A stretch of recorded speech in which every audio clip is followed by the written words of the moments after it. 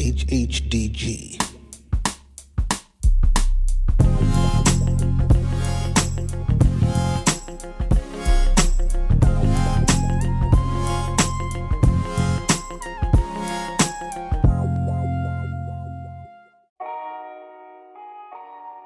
Peace, y'all. It's Tee Smif. Welcome to the Smifsonian audio exhibits for the lovers of the culture. Alright. Throughout this podcast, I'll be releasing a lot of stuff from my archives, things that I've never released before. Coming up in this game, what always fascinated me is how a lot of these cats come from the hoods and come from all these different neighborhoods and then get into this position of expansion in a sense of, meeting different people from all different walks of life and obtaining a certain level of information, experiences, knowledge bases, talking to different people from different countries, talking to people with different philosophies on life, and to still come back and be in the hood. I had these experiences myself in all my travels, just meeting people, meeting actors, meeting MCs, meeting filmmakers, meeting all the people in TV, just meeting a wide range of different people. So that always fascinated me. The purpose of the Smifsonian is to have a platform for me to express my journeys, things that I've experienced myself, people that I met, that I've documented but never really released, things that I sat on, interviews of people that I sat with. A lot of this stuff has been sitting in my safe for over a decade, if not almost close to 2 decades. But here at the Smifsonian, I wanted to use this platform to express and exhibit all of that. Recently, I ran into a tape from 2004, an interview with Kanye West that I was doing for a documentary on producers. The documentary never came out, but the tape sat in my safe up to this moment. This interview was probably roughly around winter 2004. This was the year that Kanye dropped The College Dropout. He was on top of the world at this time. When we met with him, he was actually in the studio working on Common's B album. Common was in the other room. And thanks to a blessing from Lenny S, we were able to get a couple of minutes with him. Alright, sit back and enjoy. This was a cool conversation, a couple of gems. Alright. Okay, well, my name is Kanye West. I'm a rapper, wannabe producer, then producer turned wannabe rapper. Nah, I don't know. I just sit up and draw clothes all day or something. We have arguments about producers and beat makers all the time. Like, a producer doesn't have to even have an ear for music. The true word producer could be like someone who produces movies, someone who produces a record by saying, "Oh, I wanna put Nas on the Dr. Dre track." That's a level of production. Now, when you get into the music producer, you can have someone who doesn't even know how to work an MPC or any type of instruments and uses all samples or tells people to use samples. They say, yo, like Puffy told D-Dot, use the, what's Barry White's orchestra, what was their name?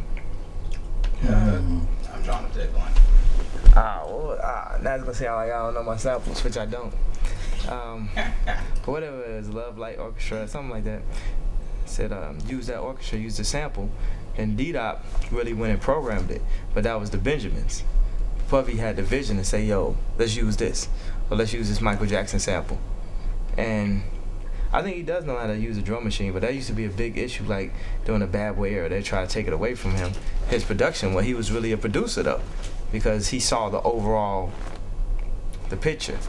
And you can take, that one idea, hearing this old sample on the radio, to making it something where you straight shooting a video for it and everybody's throwing their hands up in the clubs that you produced that. Whether you did the actual programming. Because the actual programming is just a step, just as the person who, the original drummer who played the drum that I sampled to program it with. I didn't go out and play that drum and I didn't mic it and I didn't do, like in hip hop you skip steps all the time. You sample, say like if you sample something with strings, guitars, piano, bass, and some drums in it, which an average sample might have, especially soul samples, and like 8 tracks of like harmonies on it. You just sampled it that quick. You skipped all those steps of actually producing that. So now am I like not a producer because I sampled it? So are you not a producer because you didn't actually program the drums? This sample has drums on it plus 8 other instruments. People I'm real like a stickler on the actual definition of shit. Like when I was in high school, I came in on those standardized tests. There's like 99 percentile vocabulary like in the country. So I'm really like that's why I used to always love to call my album pop. Because in hip hop they try to make that a bad word. When pop is the best thing some shit could be. So now like one of the most backpack sounding albums ends up being the biggest pop record of the year. People like pop, but they think NSYNC when they think pop. So producer, I'm trying to break down the definition. To be a producer, you don't have to have even fathomed touching a drum machine ever in your life. You don't have to be able to program, you don't have to do anything. It just so happens that I can program and produce. Pharrell can program and produce. Timbaland can program and produce. So, you know, and with producers like that, with those big names that can get up into the, you know, $150,000, $200,000 range with their tracks, those are the people that can make the just add rapper songs. It's like you just leave them in the studio, and all the rapper has to do is come in and add their 16s, and you'll have a hit record. That's what people are going for. But as far as L beat makers, I think the highest L beat maker programmer is JD amongst the beat community. As JD from Slum Village.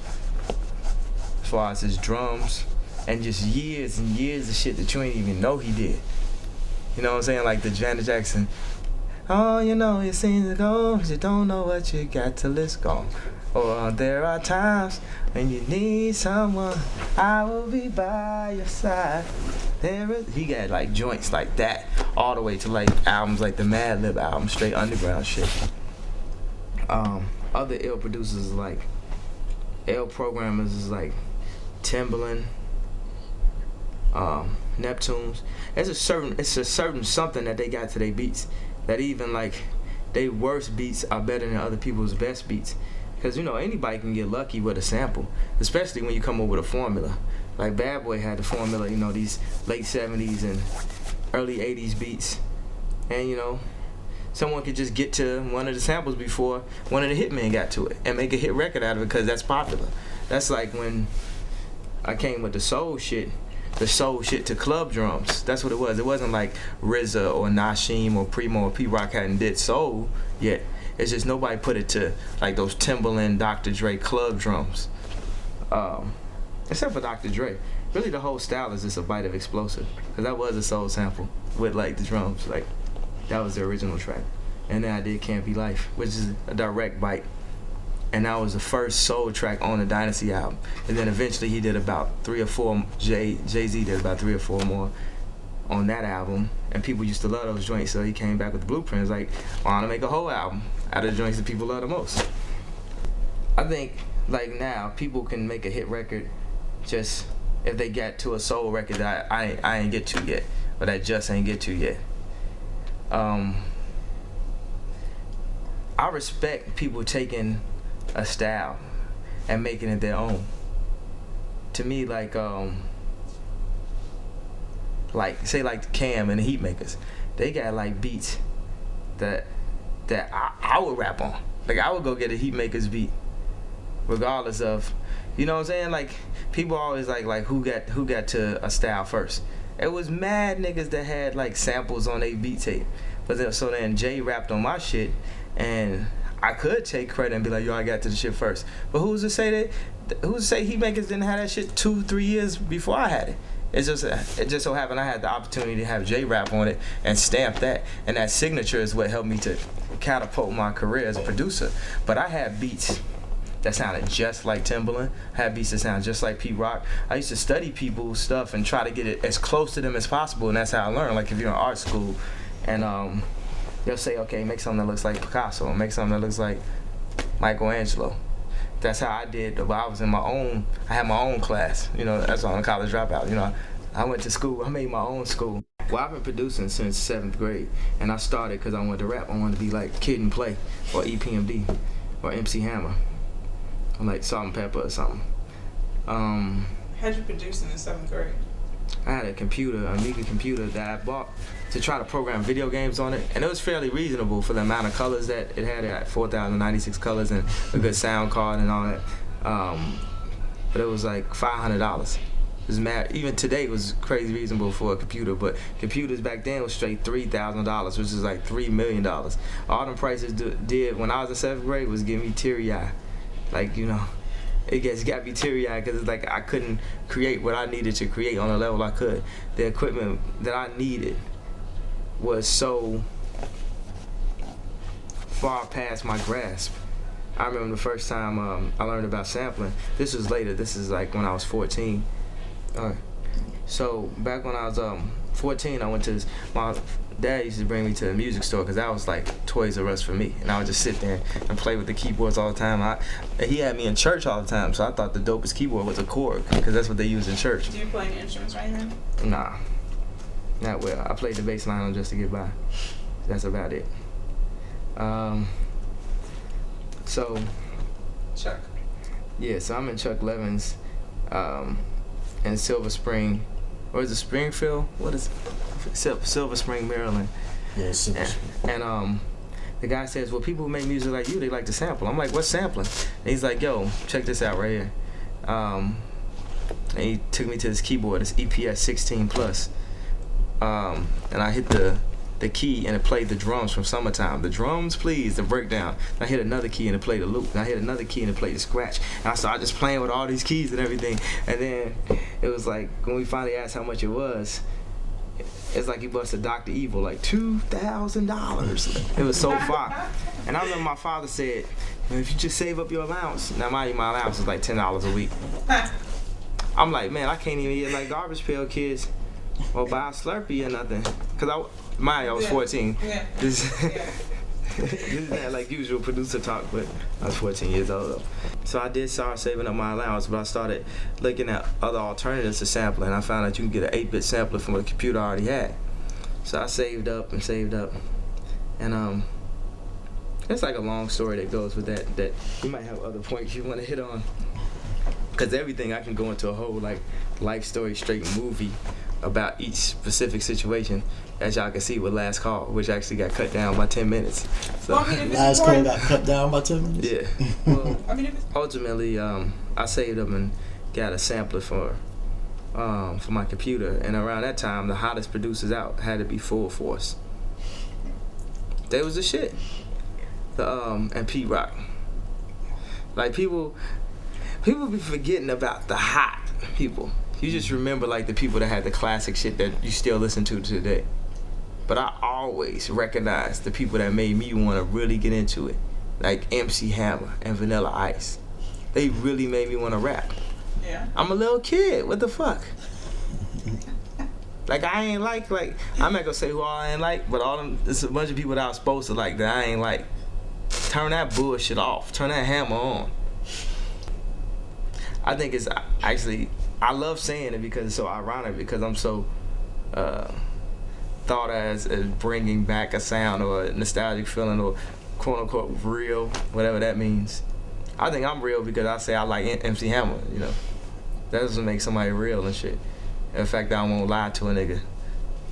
Yo, I don't like it, dog. It's whack. And niggas just get mad at me, and that's all there is to it. No, I can't give you my cell number. That's all there is to, you know, that's what make me real. But as far as the beats go, it's just ironic because my shit is more, you know, from like a primo school of thought or like real hip hop. But as a little kid, if you think about it, they like the shit. If you take a little kid today, other than me and like Jay-Z and a couple other like real artists, they like the shit that real artists don't like and be dissing. That bullshit that's on the radio. That's what little kids like. So that's what I was, a little kid, so that's why I like what I like. Are they today? Lil Nicky, do you need some? Alright, it's all good. So then how did you, so you started off making music, but the whole time you were making music, did you always know you wanted to be a rapper, or did it kind of work? Yeah, I was rapping since 3rd grade. I had battles back in the 3rd grade. I was entering talent shows. It got to the point where I be killing the talent show so hard, I started helping other people with their stuff. I remember when, by the last year, 7th and 8th grade, they said, this ain't even gonna be a talent show no more, it's just gonna be a showcase. This ain't finna be the Kanye West show. And then that was my music teacher, and I really love that music teacher. And then my mother, I always wanted to go back to see what's up with her and everything. And she sang, of course, that's why she's the music teacher. So my mother saw her at a grocery store, and she's like, oh yeah, tell Kanye that to give me a record deal. He knows my talents. I'm like, man, you can't even go back to your school and just have people be like, damn, I'm proud of you and shit. Without people trying to get put on your teacher, like, damn. So then what was the first beat that actually put you on the map then? The first beat, well, it was a bunch of, it depends on what map you talk about. The map of Chicago, or the map of New York to Chicago, or the map of the entire world, you know what I'm saying? The moment that it hit you and you were like, you know, started getting the phone calls and the success really, really started. I mean, however... That had to be H to the Izzo. Because before that, it was a grind. I mean, even though I was like balling in comparison to other people, you know, for someone who like dropped out of college, for me to be making, you know, $80,000 a year doing what I really wanted to do, I was killing. You know, because people go to college and make $30,000, $40,000 if they're lucky enough to get a job in their major. So I was killing for making that, but you know, the cost of living of trying to be like a producer and look like that and buy Iceberg. You know, Jay say niggas are going broke trying to keep up with me. You know, I had like Pellies on layaway. You know, I do different beats for local hustlers and shit to try to, I let niggas come in my crib, charge them $500 to do a demo, try to cut deals like, yeah, you know, just for a demo, if I sell the beat, I give you the money back and blah, blah, blah. That shit never works. It's basically you giving that beat up for $500. Here's my beat, nigga. No, it's not. I'm gonna kill you. No, you're not. So, you see, I'm still here. Like, I mean, I think it's just the way I was raised. For one thing, just being raised in Chicago, you raised a certain way to always like stand up for what you believe in. And then, with my father, with my mother, with my grandfather's always instilled in me, and a hustle that they put in me. And if you hustling, no matter what kind of hustle it is, you can't be scared to go and talk to the people you need to talk to get your shit done. And what happens is, I'm the type of person, when I see something that I really want, or I respect somebody's talents, I just start asking them a million questions. I found myself going into, that happened to me when I went out to Japan and I went over Nigo's house. And Nigo's got like the wood floors in his garage and shit. Like, so this is just an example of how ill this shit is. So I just started asking him a million questions. And it was so crazy, it reminded me of when I used to be over No I.D's crib. And he had all these drums and these records, and he had songs on the radio and videos, and he had a car, and he had a house and a wife, and you know, well, I guess I can't ask him about how you got the wife, but I figure if you got all those other things, the wife will come, you know. But, so I just started asking a million questions when I'm around, and so I respect that if I'm around a really hungry producer, and he just start asking me a bunch of questions, good questions too. Not just any miscellaneous thing to have a conversation, but yo, these are things I really want to know that's gonna help me to advance. And that was one of my theories about school, you know. If you have the opportunity to talk to Russell Simmons, what's better, to talk to Russell Simmons or to read his book?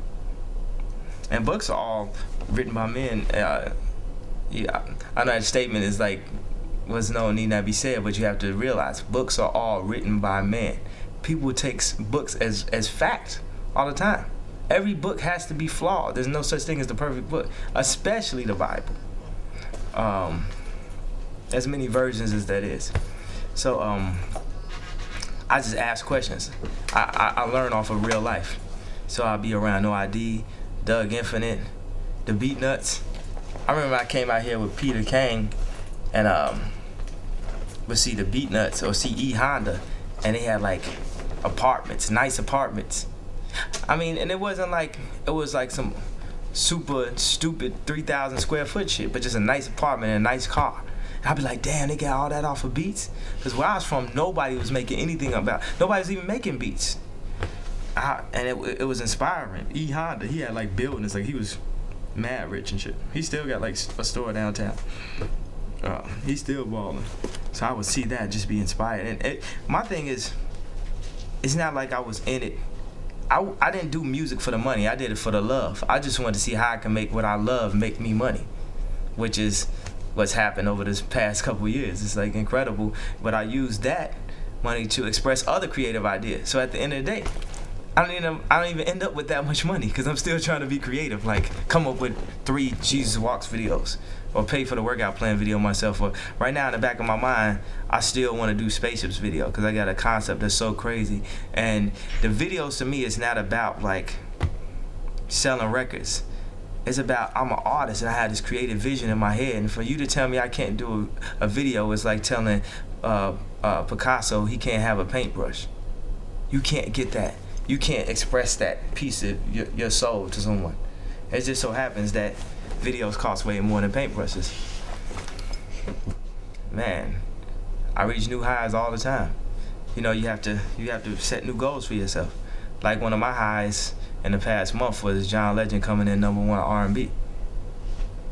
Like, it's nothing that could top that. Like right now, one of the highs, and that was more of a high for me than the 10 Grammy nominations. Did you do the whole album? Did you do this whole album? Me, my cousin Devon, will.i.am did a joint, and he produced the new single, Ordinary People. So, new artists and people realizing their dreams and their whole family. You know, like when John Legend comes in #1 R&B, there's so many people around him that are just so happy that went through his struggle, things I don't even know about, you know. And they all can celebrate. He can provide jobs for other people, and he'll be a classic artist. He's like the first box set artist of the new millennium. Because this year, my dreams, I've surpassed my wildest dreams. So that's why I call the label Getting Out Our Dreams, or Good Music for short. So anybody that had dreams, you know, Common has dreams, Consequence has dreams that would never fulfill. And, you know, I feel like God kept me here for a reason, not just for me to be successful, but to have me use my success to help other people. You know, he uses me as the vessel, whether it's giving someone a song, a video idea, a record deal now. Just an opportunity for good people to help other good people out, to be strong, you know, black fathers for those that are male that I sign, and really add something to the community with our music and our message. Before I used to just look for money because I wanted to buy clothes. I didn't want to buy like equipment or records or anything. I just wanted to buy clothes and shit. I understand. So now I have enough clothes, so now I can be selective. Well, you know, one of the things I'm luckiest about is I can always rap on something. It's like completely unfair. It's completely like I could lock myself in a studio for 2 months and come out with some shit that's gonna be viable on the radio, have the potential to make a #1 record. It's like that's so dangerous. Because at that point there's no swapping, there's no leveraging. I shoot my own videos. You know, it's just scary, like. You know, I wanted to ask you that too. I don't know if you remember, I had shot Fade to Black. I was in the studio with Jay Miller. Oh, so yeah. like, I had shot you pitching your albums to Jay, and then for y'all to sit there in that studio and have a thought and think of something down to when he did the concert and what was Madison Square Garden, like 30,000 people or something, and for it to actually happen, what y'all talked about in this studio. Like you said, it's a dangerous power, but what do you feel about gaining that? Do you think about that when you think of it? You have to use your power to help people. That's the whole point. Use your power to help people. So I want to work with artists, to me, that help people. You know, like I feel like 50 Cent helps a lot of people. And I love to use that as an example because, you know, critics criticize his lyrics as being negative. But if it's your birthday, you don't want to hear Go Shorty, it's your birthday. That don't make you feel good, want to pop another bottle? Okay, he helps you.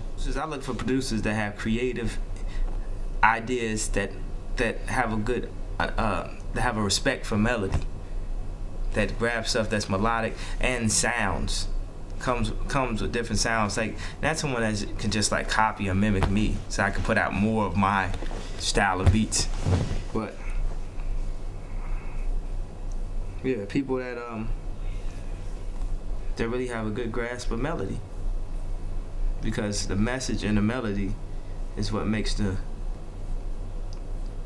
I was gonna say music because there's gonna be alliteration to sound good, but that's not descriptive. The message and the melody are the keys to a good pop song. And yes, we do want to make pop music. We want it to be popular. Grinding was popular. Right. Benjamin's was popular. I name like, them is dirty joints, What do you think about the game now? What do you think about music producers getting into the business now? I mean, it's hard. It's always been hard. It's harder and harder and harder all the time because there's more producers that do it. Everybody can get equipment. You can produce a beat on Sony, so you gotta really be nice. It's not. There's no guarantees. There's no guarantees in life, but you gotta, pray for the best. And I don't know. You think they're doing it for the love of music, or you think they're doing it for the love of money? I mean, being a producer is a lot more glorified than it was, maybe when you started. For the love of money. Well, I would imagine people see that you can make a living out of it. So, hopefully, anything that you do that you can make a living out of, you'll charge for. Y'all do what y'all do because y'all love, reporting or journalism, or everybody think they know everything, so I ain't finna clear nothing up. Just keep on thinking I'd rather you think you know something that you don't. That way I have my own personal life. You could feel away, but the way I feel is great. So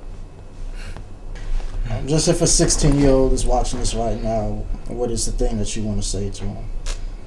Man, to him or her, I want y'all to, yes, they're 90s girls. So, to him or her, just, if you believe and you're honestly good, because some people are delusional. They're really whack because they just think they're good. They're like so far away. The better and better you get, the worse and worse that you'll see that you used to be when you thought you were really dope. So, if you feel it in your heart and everyone around you says it, then go after it. Now people be like, yo, I believe, but my friends, they just don't. No, if don't nobody say it, it's a problem. Yes, that was Kanye West from 2004. That was a dope conversation, music-based, none of that controversial stuff. I have way more in my archives, so just look for them drops here on the Honeycomb. Again, I'm Tee Smif. This is the Smifsonian audio exhibits for the lovers of the culture. And as always, be kind to your neighbors, love the animals, and I'm out. The Smifsonian. HHDG.